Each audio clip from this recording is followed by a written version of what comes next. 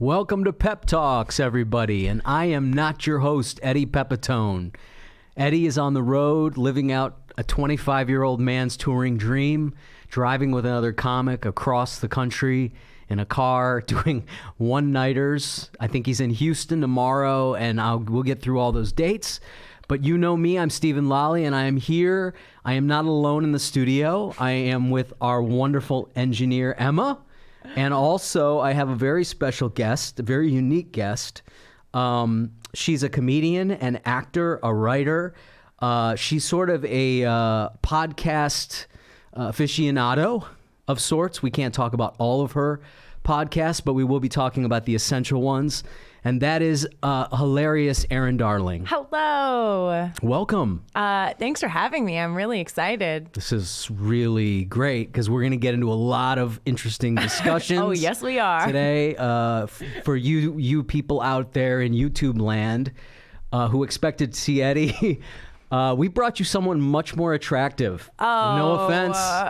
No offense to Eddie, but this is the first... Erin and I don't really know each other. This is we don't. Right. This is our second time ever meeting. Right. That's right. Yeah. And when did so we met at the Comedy Dojo in Hollywood. Yes. And you were producing Jeff Garlin's his screening for his last Netflix special. So I was kind of like producing a live event. And when we met, I was just so, all over the place trying to make sure everything went well. Everyone goes in the venue, what are the rules for the people that are, security? Like literally everything was going on at the time that we met. And I apparently told you I was from Chicago accidentally. Yeah.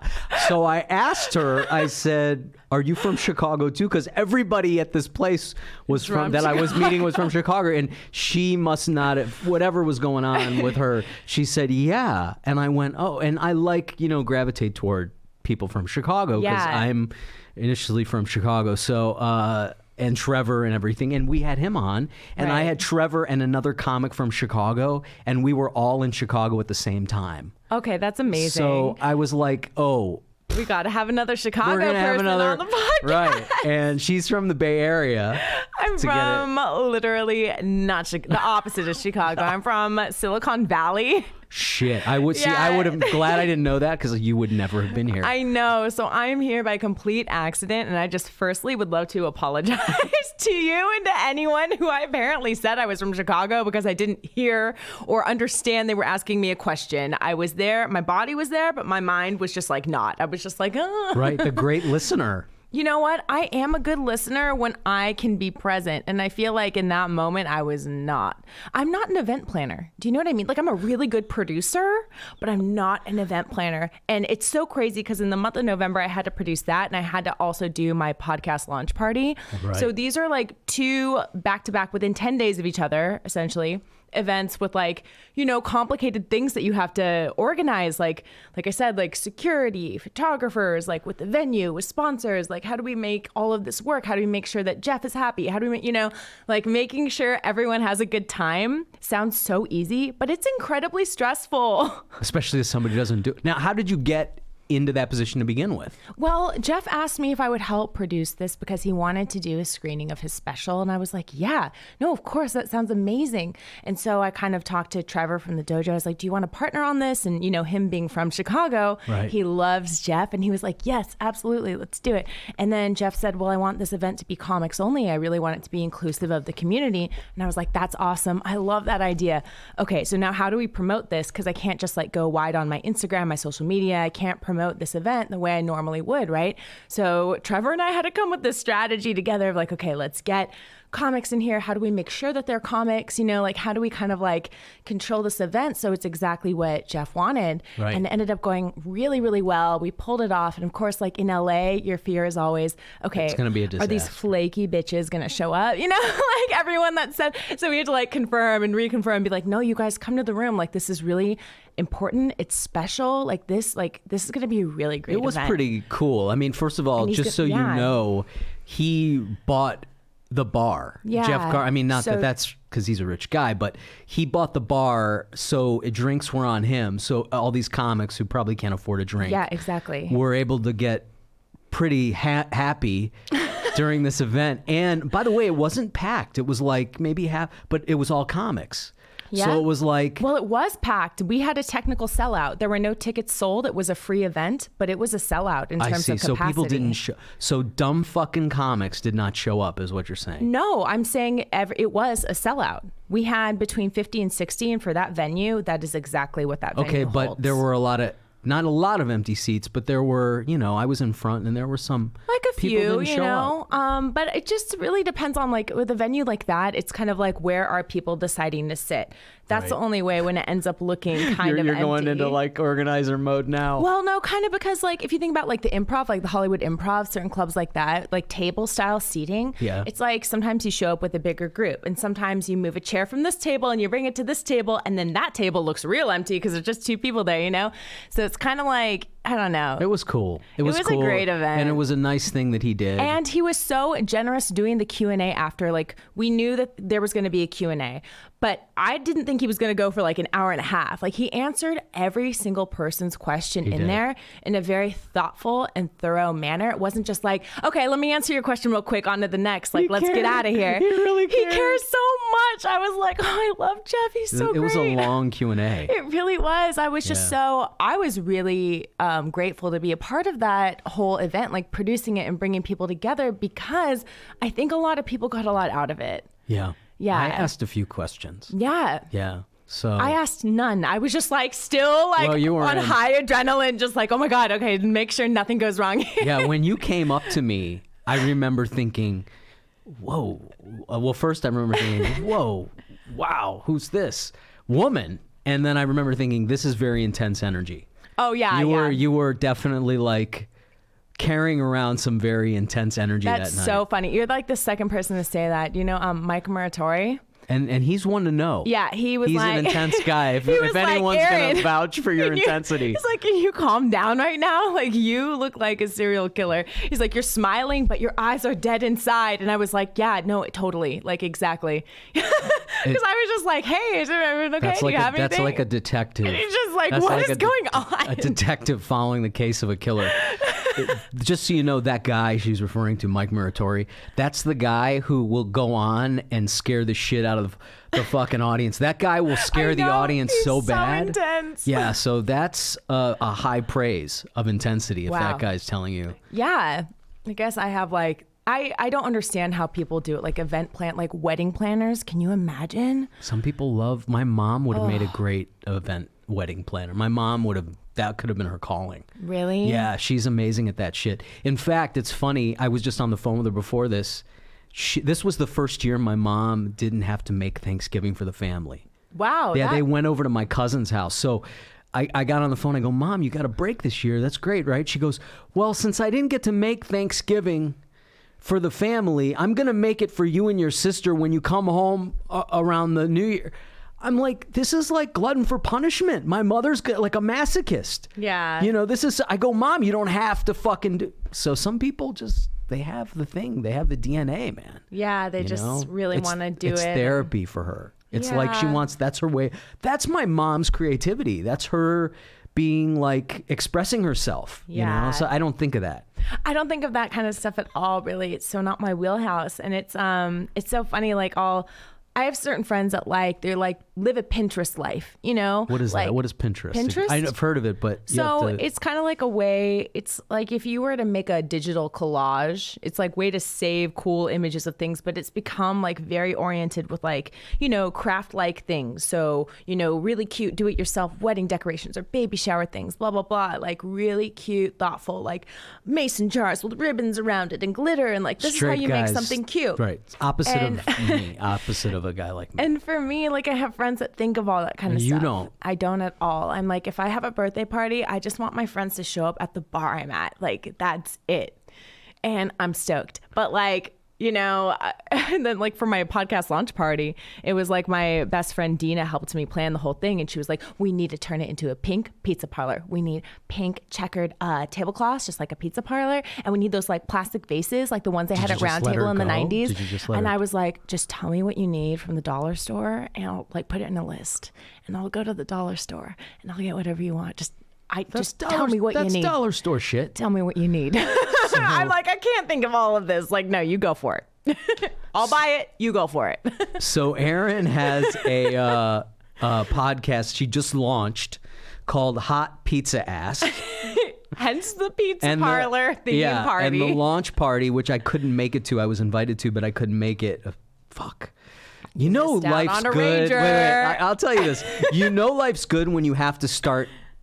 I can't be in two places at once. That's what's happening in my career. I think life is really good when you can be two places at once. How the fuck can you? Okay, now we're gonna get to the bottom of some magical drugs shit. Or an assistant, like No, but I can't. First of all, I have no tolerance for drugs. I can't do it. I just never have. Not even when I tried in college. It just didn't happen. Mm-hmm. But I want to be. I'm getting too much shit. Like too much stuff is happening. I can't. I want to go to your thing, but there something else is, and I'm not used to that. It's all good. But I missed your thing, which apparently was amazing. It was so fun. I wanted to see it because I knew you were coming on, and I wanted to know about you. So that was why but of course I failed. But this is what I found from your bio, and I watched your stand-up also. Okay, right on.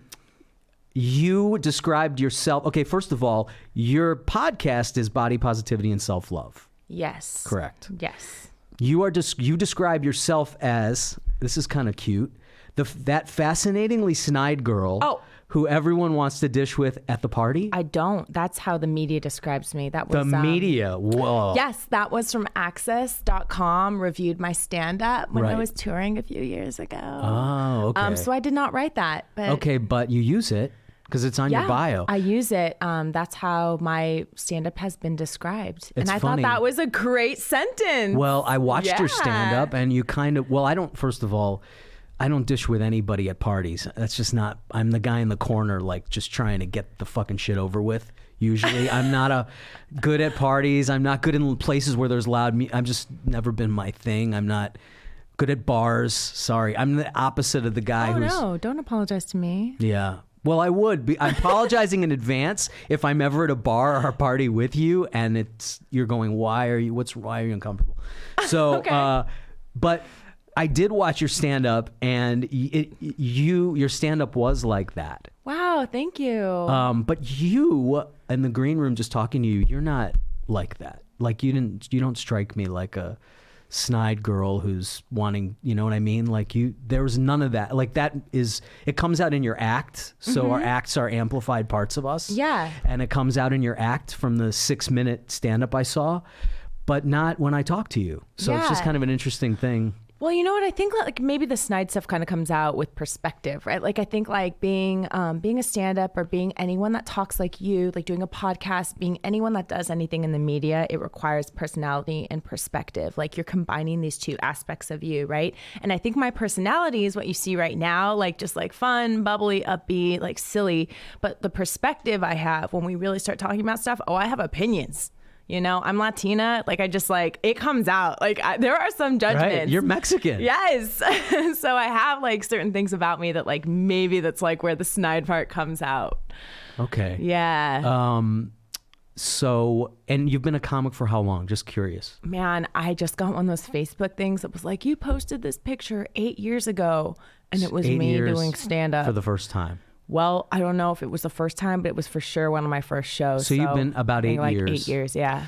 Okay. So you've been a comic long enough for Facebook to be able to remind you of the anniversary, sort of. Which is so disturbing. I'm like, what? It's been 8 years. Explain Where is my Netflix special? Fuck you. Fuck you. I've been doing this 24 years and I do not have a comedy special.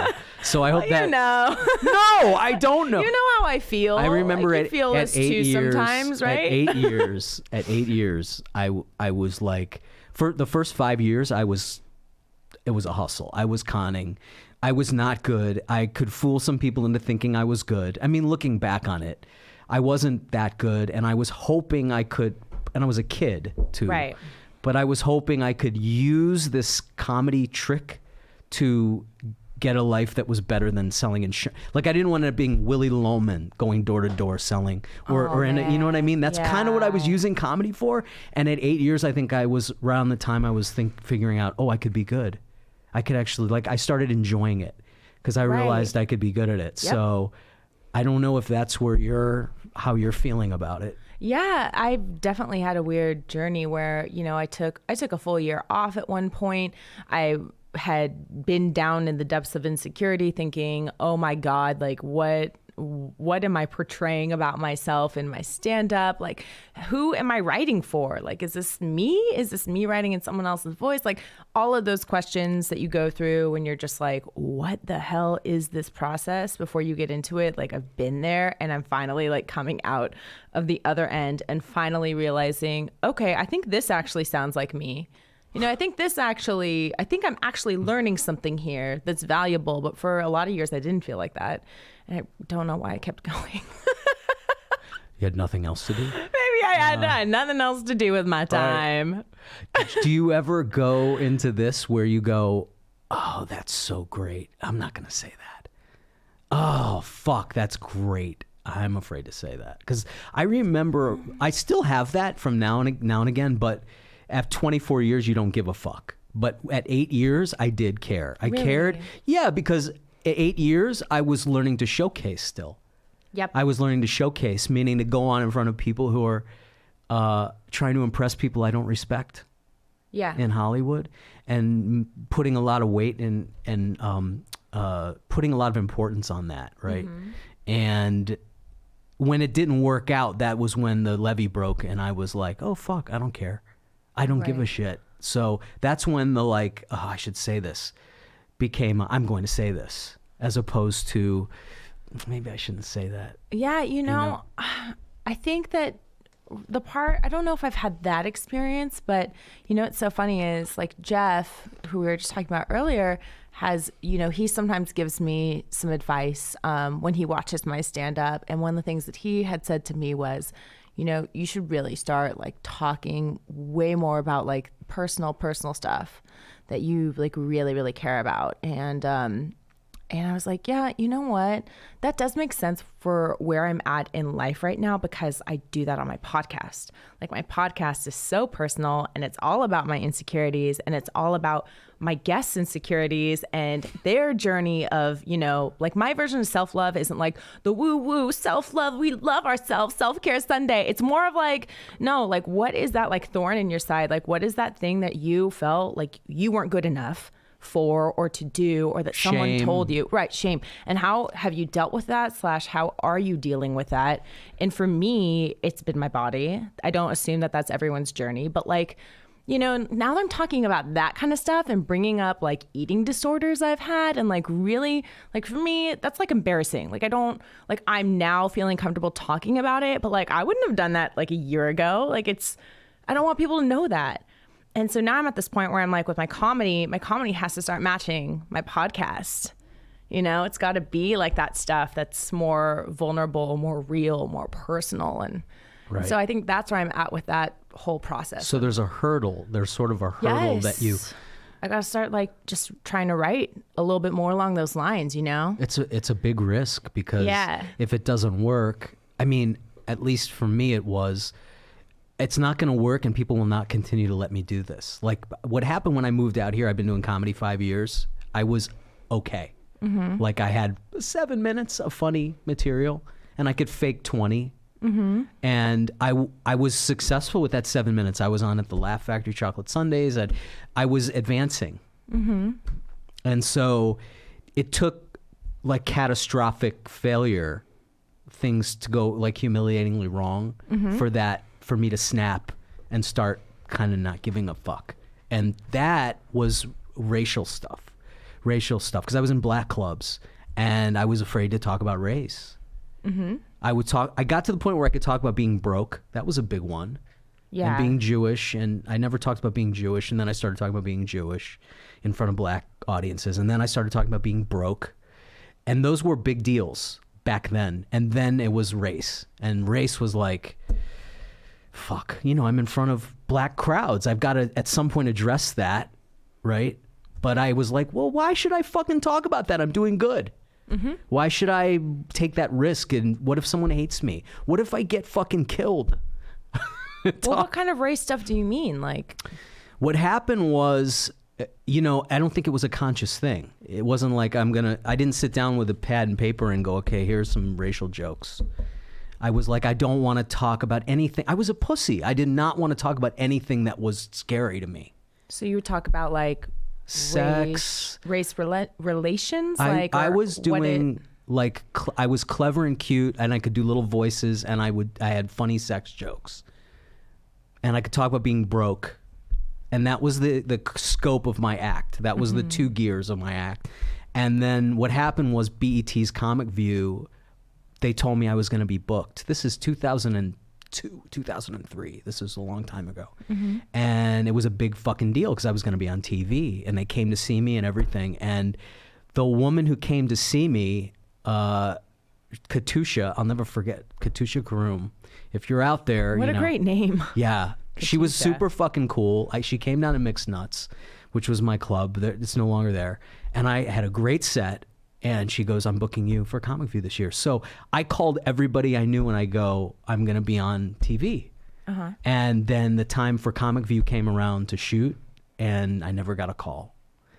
And they taped. And people were like, hey, did you know they're taping a comic? They brought Comic View back. They're taping a final thing. I go, yeah, I'm supposed to be.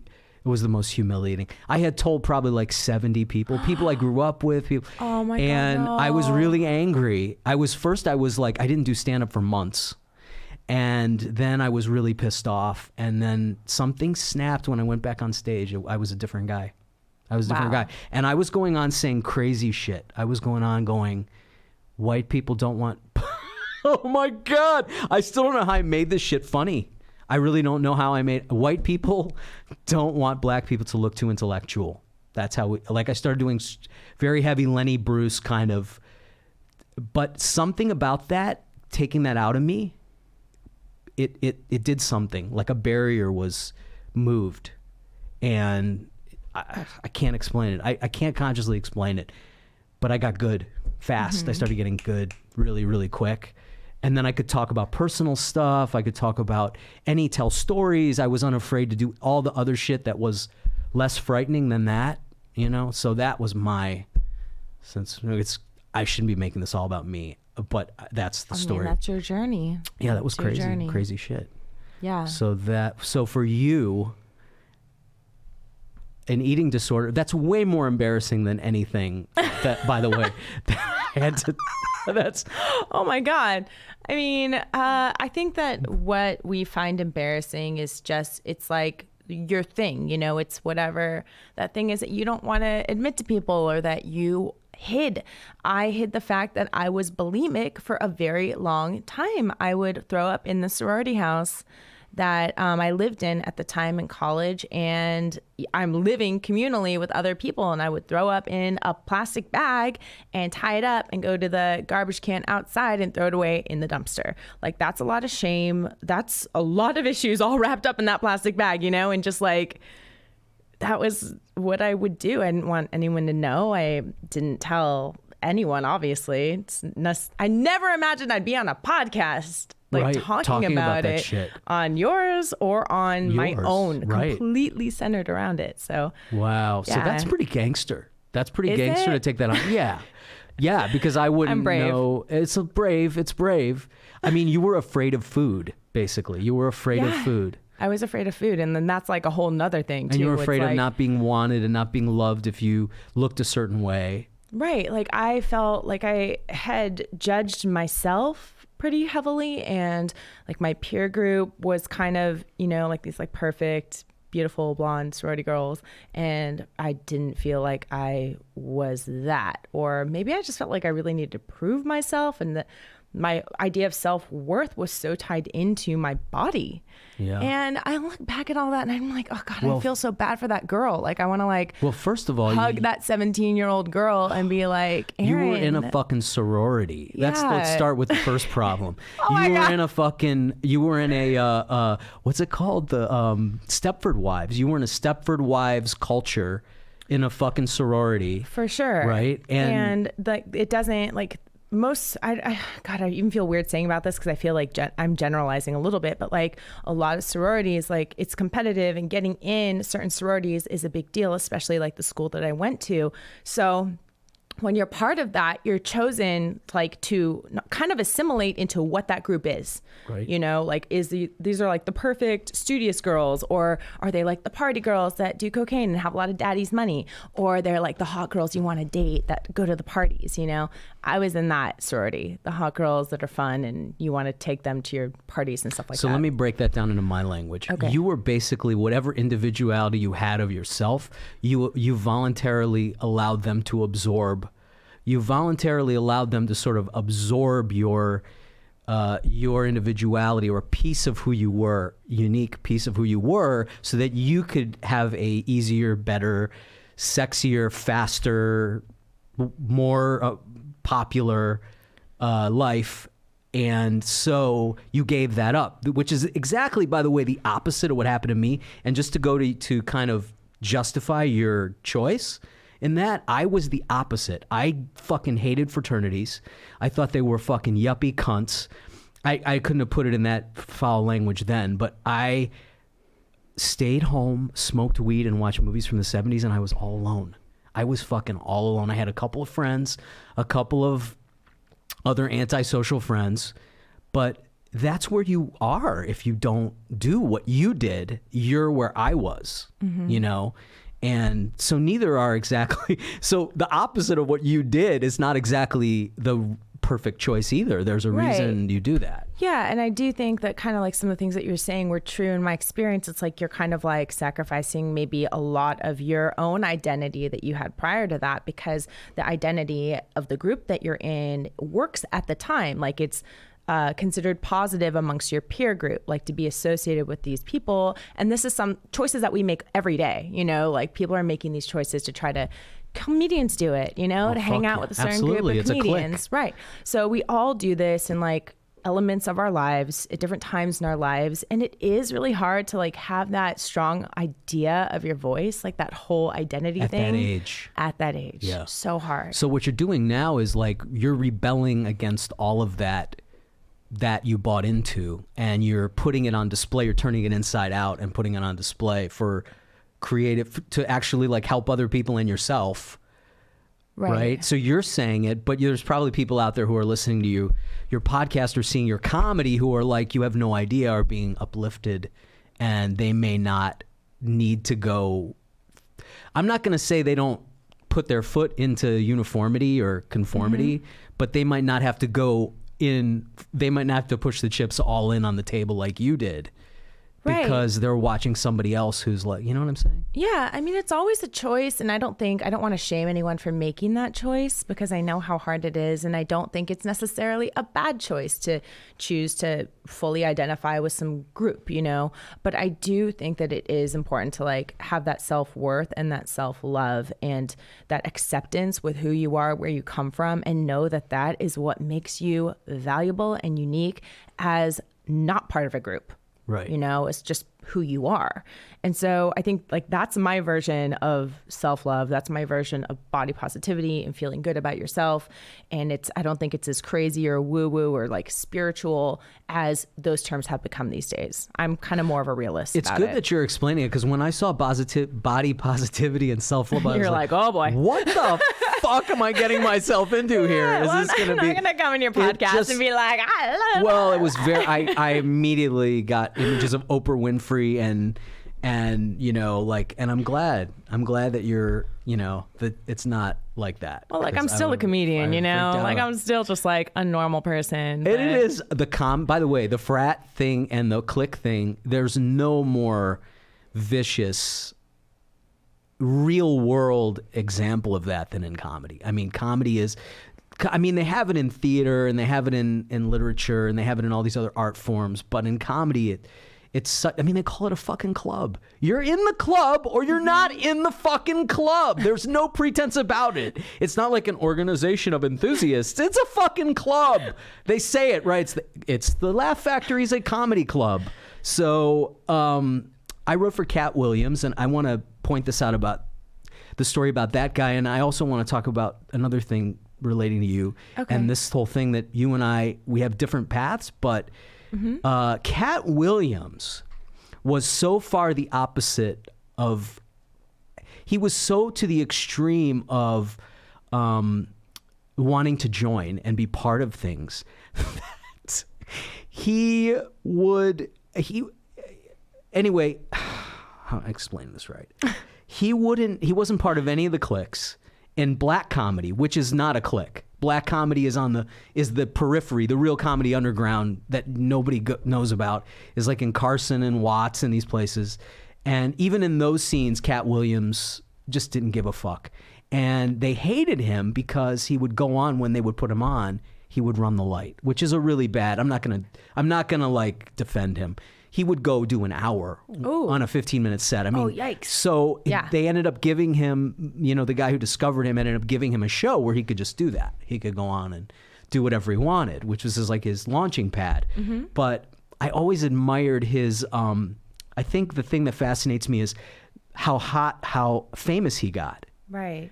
Just from stand-up, because the audience want that. They want that person. The audience don't want the joiner. I mean, they don't want the Nick Cannon. I mean, Nick Cannon can become famous, don't get me wrong, hosting reality shows and being cute and clean and clever, but the audience want that rebellious outsider, because everybody really associate with you and I what we are, which is somebody who didn't do good joining, and joining didn't work. And so I think those personalities who make it big in our field, like Chappelle and Burr and Louis, and we're not supposed to mention him now, but Cat, Chris Rock was a nerdy black kid who got the shit kicked out of him by other black kids, Yeah, no, it's like I totally see what you're saying, and I think that there's all these things about us that we make us feel like outsiders, or even like marginalized, like in the certain groups that we may identify with, like outsiders. I mean, I love Cat Williams. He's amazing. He's amazing. And he's so fun to watch, because he's just like, that no one else is him, He's the only one.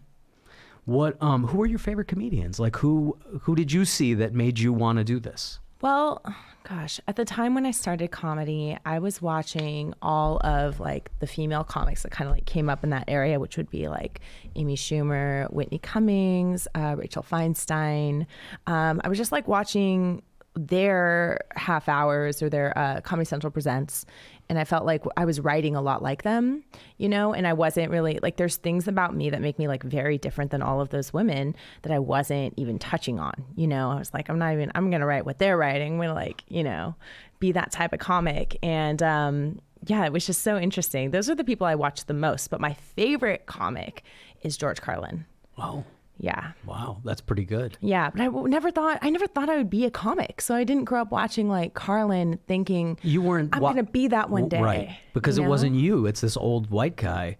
Yeah, I guess yelling, so. right. Like maybe there's something about that era that when I started where I was like, oh, that could be me. Like I could see myself doing that. You could. Yeah. Okay. But like before that, I wasn't like, watch, like I love Robin Williams. He's from the Bay Area, Right. He's just so fascinating, amazing. I wasn't like watching these people that I identified as like amazing performers and like, oh my God, that's like so cool. I never watched them thinking that was me. Right. Yeah. Well, I was watching Carlin when I was a kid with my dad. And I was also not thinking that. Yeah. I was thinking this is the most amazing thing I've ever seen, but I wasn't thinking I'm going to do that. I wasn't thinking until I saw Eddie Murphy Raw, because he was a young guy I wanted to be like. Mm-hmm. So you were watching someone who looked like you and sounded like you. Not really. I mean, those women aren't like you, but they were close enough. Yeah, that you close could go, enough where I could identify. I could see myself in what they were doing. Yeah, it seemed possible. Right. I have a lot of respect for them, What's your favorite George Carlin? Oh my God, I love old George Carlin. I just love like the simplicity of his writing back then, how clean things were and how good the jokes were. Like what's the one about like shit and stuff? It's like other people's like the stuff. Yeah, stuff is shit, whatever. I love that bit. Like I love stuff like that where I'm like, oh my God, yes, like that's a really good joke because it's so true and it's so simple, and the writing, there's like nothing extra. It's so bare bones. I'm like, oh shit, like I want to be a good writer. You know what I mean? George Carlin, early George Carlin reminds me like how important writing is. So later George Carlin. I love later George Carlin, but he was like, you know what I mean? It's just more of a storyteller, you know? Right. Like more. But the stuff thing was like the middle to later though. The place for your stuff was like the early 80s, you know, that it was before he got really angry though. Yeah.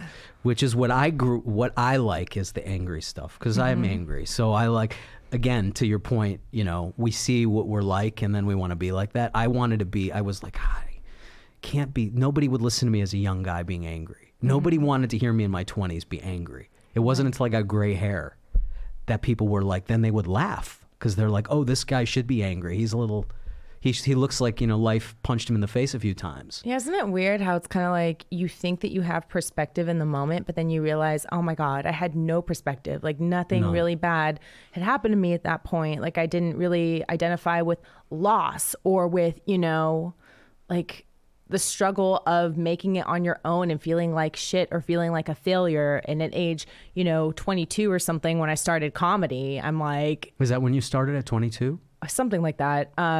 Then I had like no idea of, you know, of any of that stuff. Which you're not supposed to at 22. Yeah, exactly. But like you think, because you're like, oh, I can do this. Like I can write jokes. I can get on stage. I can do what they're doing. But you did? In reality, I didn't. I was like, I don't know what the fuck. I'm doing this because I'm bored to violence. I was like not doing it because I thought I could do it at all. Oh my gosh. No, I was like, no, I don't know. I was the opposite. I was like, I can do it. And then I'm like, okay, after a while, I'm like, this is harder than I thought. Yeah, because you were watching Comedy Central. And I started before Comedy Central. I was watching fucking Raw and Pryor going, I shouldn't be here. What am I doing? Maybe I'll get laid if I get lucky.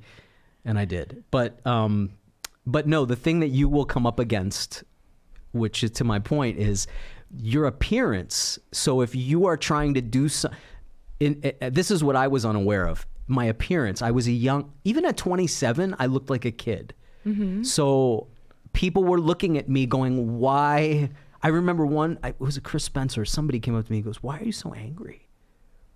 Why are you so angry? And I was like, well, I wanted to say fuck you, but it wasn't until I was older I went, yeah, nobody wants to hear me be angry. Right. So it's like you have an appearance and your audience don't know you, so you're gonna come on and be who you're gonna be, but you might come up against like there might be an adjustment period between you and your audience figuring out it's okay to like associate as a beautiful woman to come on and you might do something that's subversive, or I don't know, something that you think it's funny but they don't like it, right? Mm-hmm. And you're like, well, what the fuck? Why?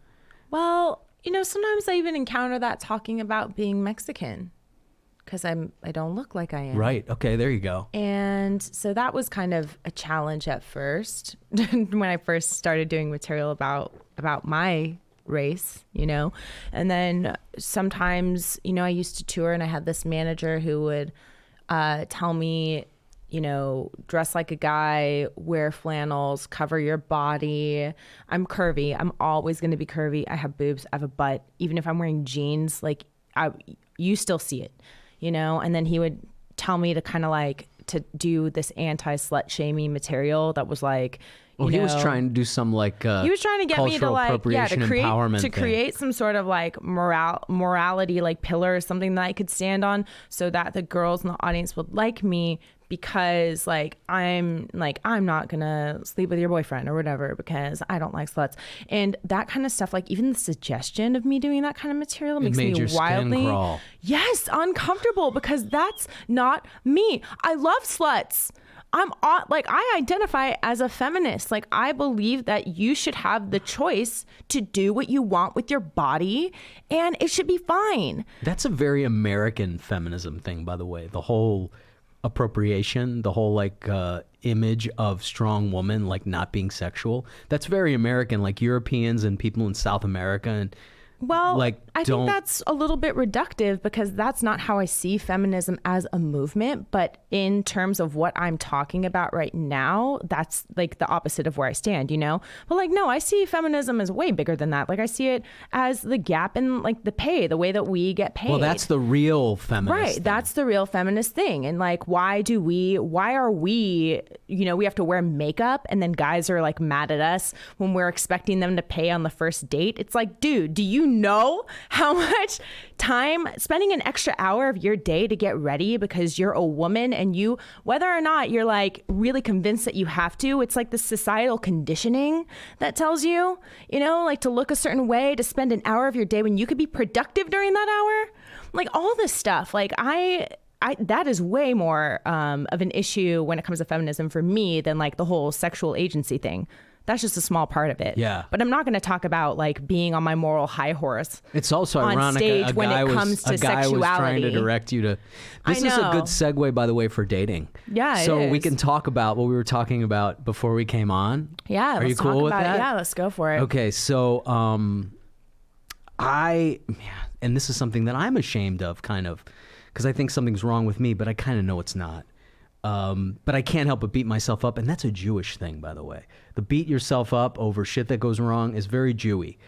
But anyway, I have no problem meeting women. I don't date online. I just talk to women, and I get a lot of contact info. I got a lot of phone numbers. I meet a lot of women, and they'll connect with me and then set up a date. A date. And this is over years, by the way. This is like over a decade. And then they'll either stand you up or let you know the day of that they can't make it. Or sometimes I'll say, hey, I'm just checking to see if we're still, I totally forgot we're supposed to, you know what I mean? Mm-hmm. I'll say, I'm just checking. See, this is how I've gotten to the point where on the day of, it's like a meeting with an agent. Yep. Hey, Confirm. I'm just confirming this romantic possibility. Which I think is smart and you should totally do. No, I'm serious. No, but it's so sad. No, it's that it's not. gotten to that point that I have to like I don't confirm think so. like I'm my own secretary. Like, no, I think that that's like needed. I think that the assumption that everyone is all over the place and who knows like if anything happens in the last 24 hours that they're not going to be able to make it. Like it's just, I think it's the right thing to do. And I don't think it's sad. I think it's smart. Okay, but at the level of these things that are happening, being ghosted or being, I mean, that sucks. Like, kind of sucks. It does suck. And I think that ghosting is shitty. But that being said, like, I've done it too, because in certain ways, you know what I mean? Like, I've taken like a week to respond to a text message to someone that I know likes me because I don't know how to, respond sometimes. Tell me about that. So you don't know how to. Okay. Yeah. So like,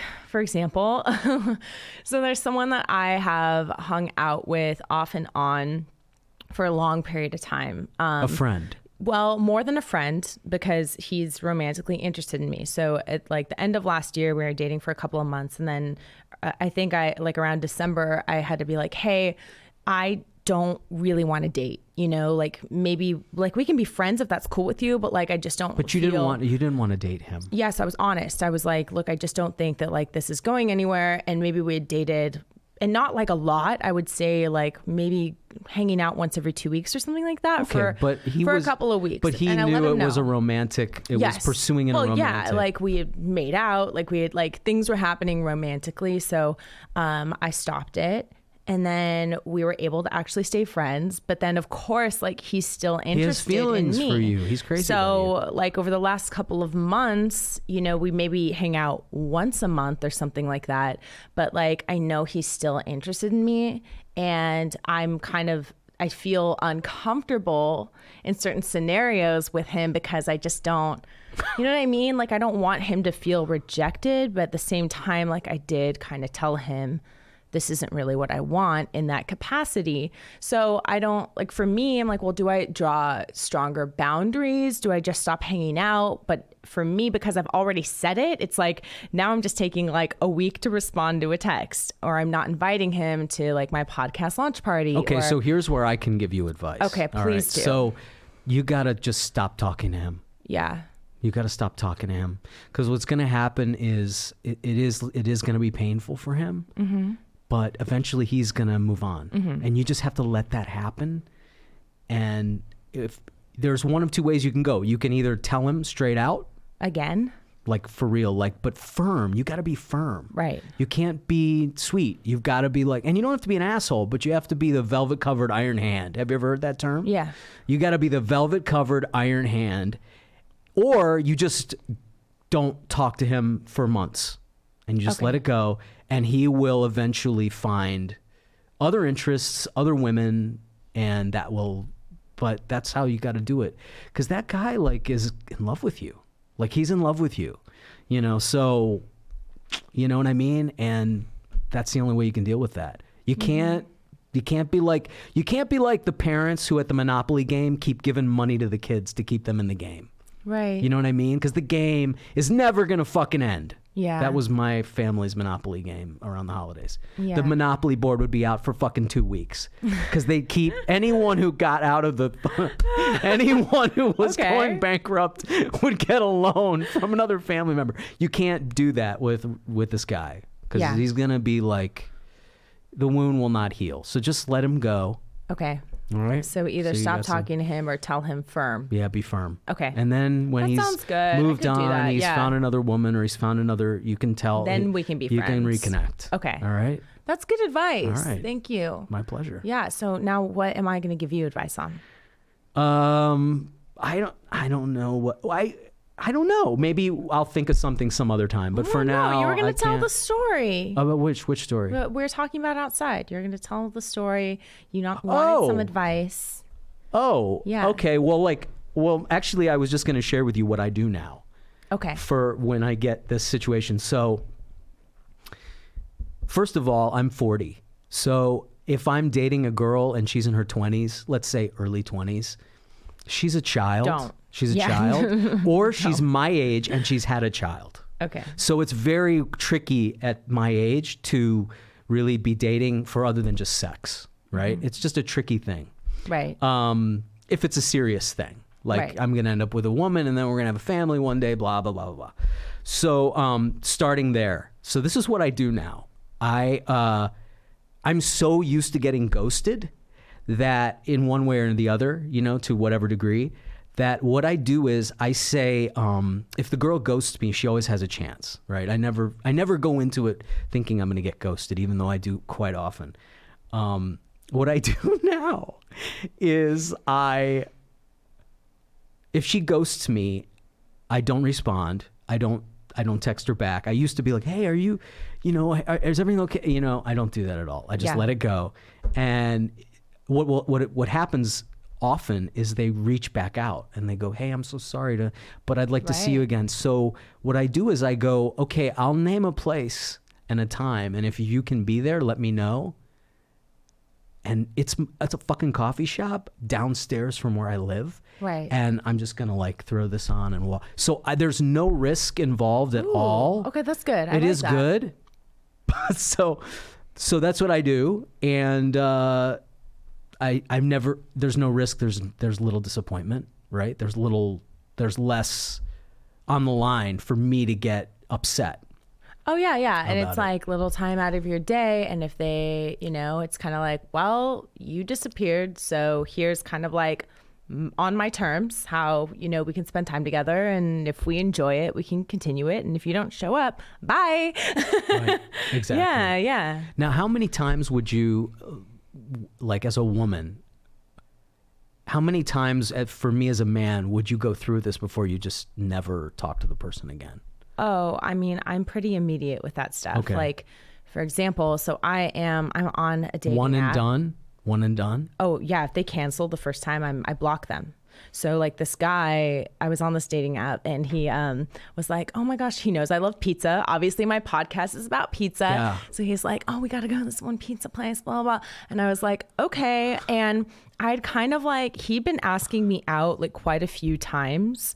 And he was pursuing within you. our conversation on the app. And I was so slammed that I was so busy. I was like, you know what? I'm so sorry. I'm really, really busy. I'm kind of more flexible in a week. Here's my number. Text me if that's cool with you. If in that point in time you want to set something up. So he did. And then he was like, I want to take you to this place for lunch. I'm like, okay, great. And then the day of, a couple hours before, he's like, hey, don't hate me, but I have to reschedule, blah, blah, blah. And I was like, oh, okay. Is everything okay? And he's like, yes. He just said yes. And he didn't give any explanation or tell me what had happened. And literally. He might have been playing games with you. Well, no, I don't think so. Because I think maybe it was the day before or 2 days before we'd made this plan. So it was kind of something quick had happened, but he said he was okay and that there was like nothing that happened. So I was like, all right. And then I like waited like an hour or two, whatever, to see if he said anything else or followed up at all. And he didn't. And after 2 hours, I just blocked him. I was just like, nope, done. Like, I'm so quick with it. Okay, so that leads me to another question. On the first hangout, I'm like, this isn't important to you. So I sometimes will be with my guy friends who are, I'm not going to say they're pathetic, but I know they don't have a lot of options. Right. You know, like maybe less options than I do. Okay. Which is really saying something, you know. And they'll talk about this Machiavellian sort of, I call it reduce to seduce. So reducing a woman to seduce her, meaning being sort of playfully abusive or negging. Okay, that's so lame. So I'm so not down with negging. This is very Machiavellian shit. I realize it works for some men, but the guys have been talking to me about this a lot. Like other guys have been toting this this philosophy of getting with women or getting women to be interested in them, and I almost feel like a certain amount of social pressure to not to go along with it, but I don't have like an appropriate response for it to them. I think it's kind of sick and twisted. I think that's the response. And by the way, I have... Say what you think. Yeah, but I don't want to... I sympathize with their situation because they're lonely and they're looking for something to work. I mean, it's different as a woman. You are in a situation where you have so many penises pointed at you, too many. And men are in a situation where we're in a desert and have no water. And so I sympathize with these guys. I feel for them, and they're my friends, and I don't want to tell them, I'm not mad at them or anything, but I don't know, like another velvet covered iron hand. I don't know a way to like, it's like I can't come at you and tell you it's sick without giving you a solution. Well, then how about this? I feel like this is the solution. Why not try to make a connection with a girl that is rooted in something sustainable? Because here's the thing with negging. You can't continue to do that forever and expect the relationship to be functional or healthy. Then at that point, you're in an abusive relationship. So that's the advice I would give your friends. It is not sustainable. It's not going to work long term. You may capture someone's attention, but it's going to be for the wrong reasons. And you cannot continue this pattern of behavior. So why even engage in it in the first place? Okay, why does it work? Does it work, and why? Because of deep-seated insecurities that we have. Right. Yeah. Okay. So if you say, oh, yeah, like you'd be a 10 if you got a nose job, I've probably thought that too, you know? And then it's kind of like, oh, all right. Would be like, how would a woman be attracted to a guy who says that even? What the fuck? I don't know. Maybe just like weirdly like resonates. So, you know what I mean? It's like, well, it's almost like, why do women stay in abusive relationships? Or, you know, like I've been in an emotionally abusive relationship and I stayed in it for a year. And it's very, very complicated because, you know, it's like on one hand, it's someone that loves you. If it's someone you meet on a dating app, someone you know is attracted to you, right? Someone that's vying for your attention, someone that loves you. And you're, you know, they're on this one hand, you have this like validation, but on the other side of it, they're telling you, well, you're not good enough for something. And so then you kind of like stay in it and you're like, well, maybe I don't want to swipe to the next guy, or like, maybe I don't want to like be in a different relationship, or you become maybe sort I of can't. A prisoner of your own. Like maybe this is okay. This he's is right. as good as it gets. Maybe I am like an 8 or whatever the hell it is, you know?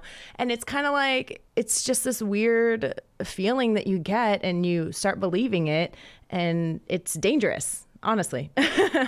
So it's kind of like Stockholm syndrome is what it sounds like. Like it's bad. You start to believe in your captor.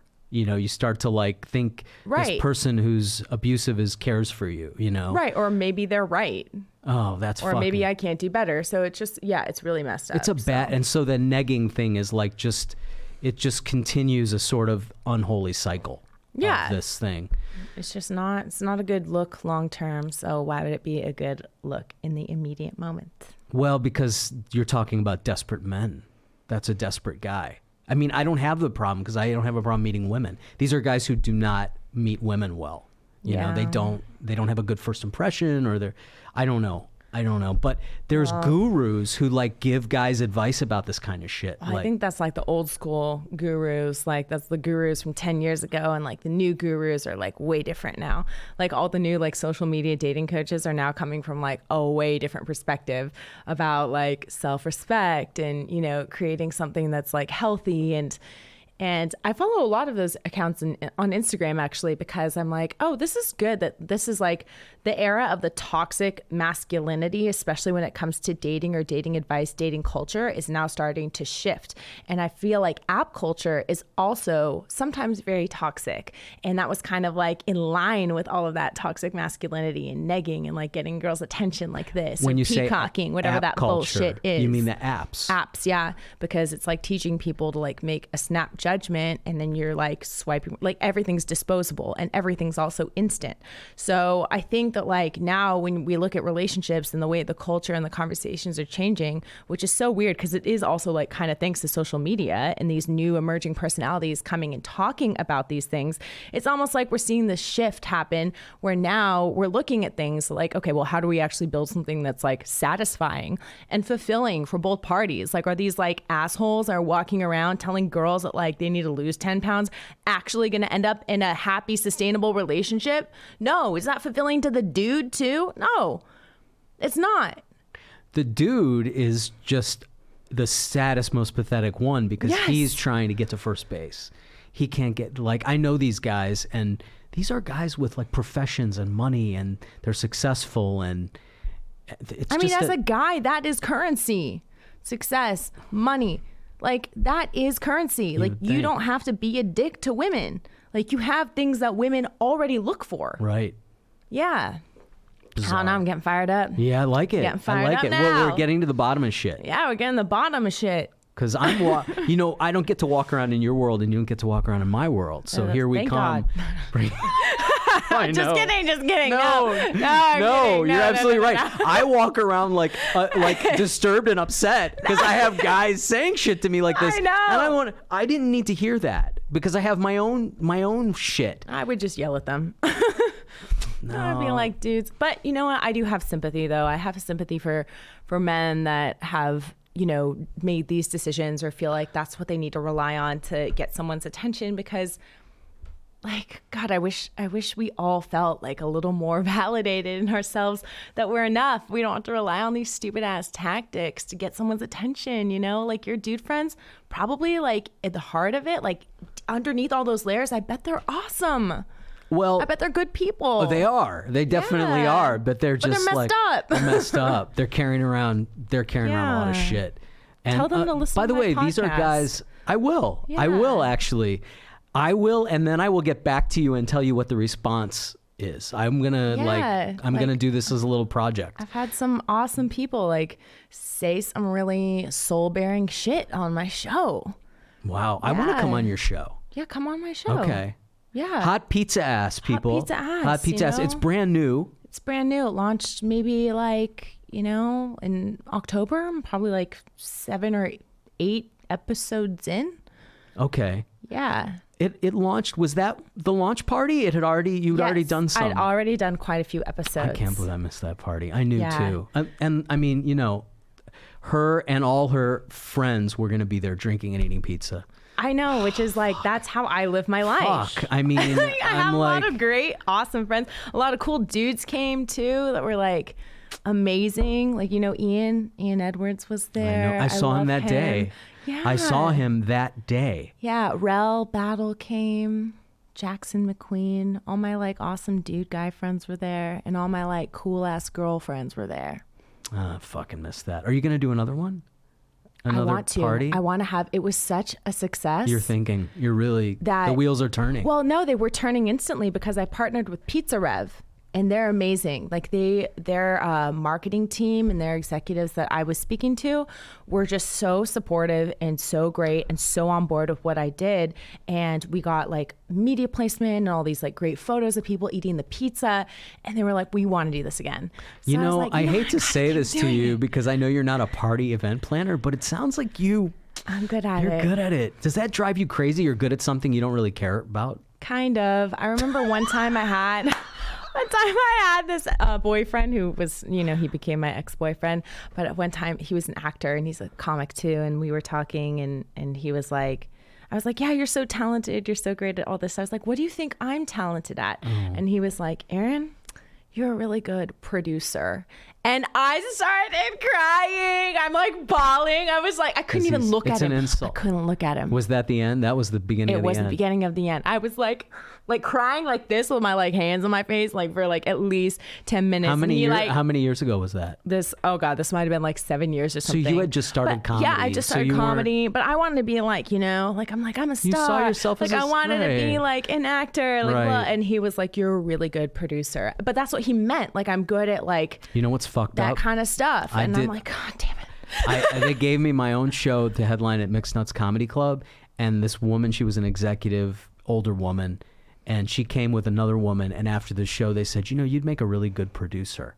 And I remember wanting to tell them to go fuck themselves. Right. Because I was really what you're saying is, I'm not a good comedian. I'm not going to make it as, and in any creative, I can produce other things. I can... But it's insulting though. It is. It can be insulting, but I don't think it has to be, because I don't think that it means that you're bad at the other things. Right. I think it's the question that I'm asking is what I'm really good at. And he said what he saw. But I was really good at. Well, you know what I mean? Yeah, but I also get it that it's hurtful. It drives you crazy. Yeah. I was really sad about that. But now I know I'm good at, I'm good at being entertaining. Right. But you have this gift. Which is also a part of producing. You have this gift for organizing, getting people together and making a good time for people. And I think that's a good thing. I think that when you have something that you're passionate about, that you can get people to rally around, and it's something that makes other people feel good supporting,